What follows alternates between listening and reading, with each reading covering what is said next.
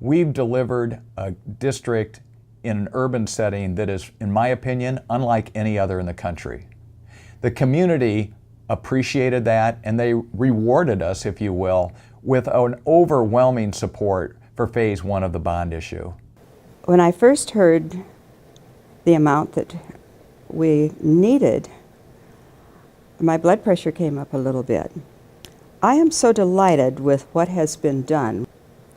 It's unbelievable, the results that we've gotten.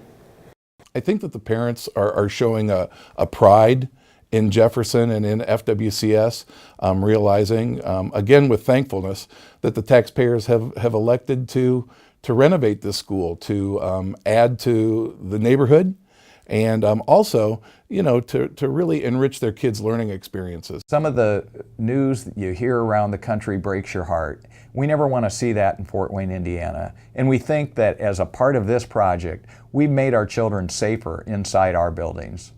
The safety element is the first thing I noticed. Everything has been brought up to the standards. It is exquisite in the fact that there is a safety vestibule. Yeah, there wasn't much protecting anything from the outside elements at Harrison Hill. It needed a total facelift, and that's what we give it. From the roof, like I said, to the windows, to the plaster inside. There was issues with that, falling off the wall. And you know, I think everyone knows, I think it goes without saying, Irwin is a top-notch school. Great scores, amazing staff, great leadership, routinely a 4-star school, but it really never looked like it. Hasn't looked like it in a long, long time.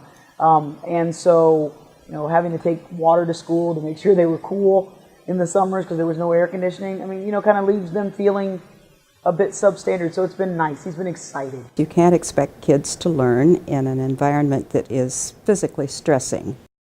After school activities, when they would have the carnivals, the building would just be so hot. And then you add all those people on top of it, and it made it miserable to be there. So that will change the outlook for people wanting to come and support, to hang out after school, to go to the PTA, to after school activities, and be happy to be there. And when the teachers and kids return to the classrooms, they're seeing ceiling to floor renovation. The rooms are freshly painted. We have new lighting that's controllable. The old yellow light is leaving our building in place of a really nice white light. The newer parts of the school are much more modern. Our gym and our cafeteria, just walking into it, it doesn't feel anything like it did my freshman year. Like, it doesn't seem like it's a 50-year-old school. It seems like it could have been built a few years ago. And it kind of motivates the students more. We all have a bit more pride and respect in the school. If you look at what we've already done, you'll notice that the windows are a little narrower now, the walls are a little better insulated, and we're already seeing the cost savings from those kinds of enhancements. They were on time, they were on budget, and there were no bells and whistles. These were needed repairs.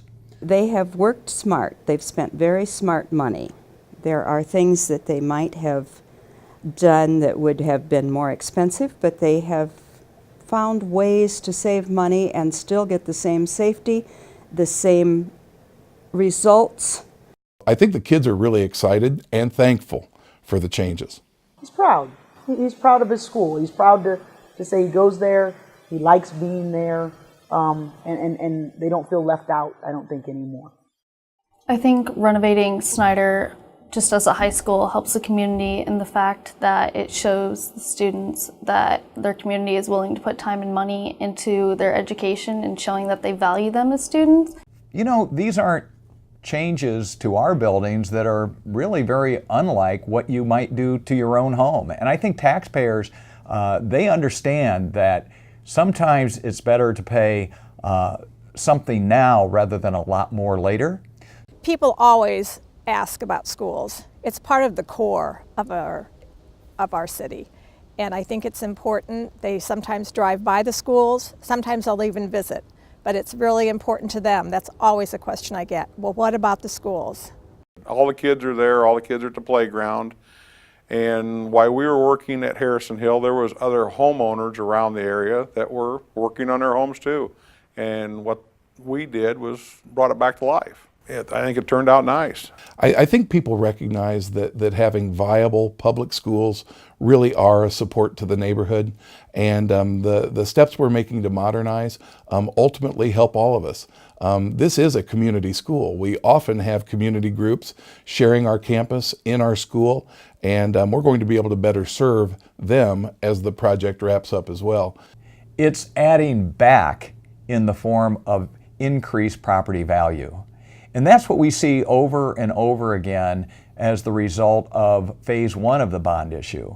The neighbors are very proud of the schools in their neighborhoods. They're proud of the achievement taking place inside the walls, but they're also proud that a project began and finished with promises kept. If we don't offer excellent education and comfortable places for children to learn, we might as well hang it up. We're not going to grow. We're not going to see the prosperity that we are all eagerly looking forward to.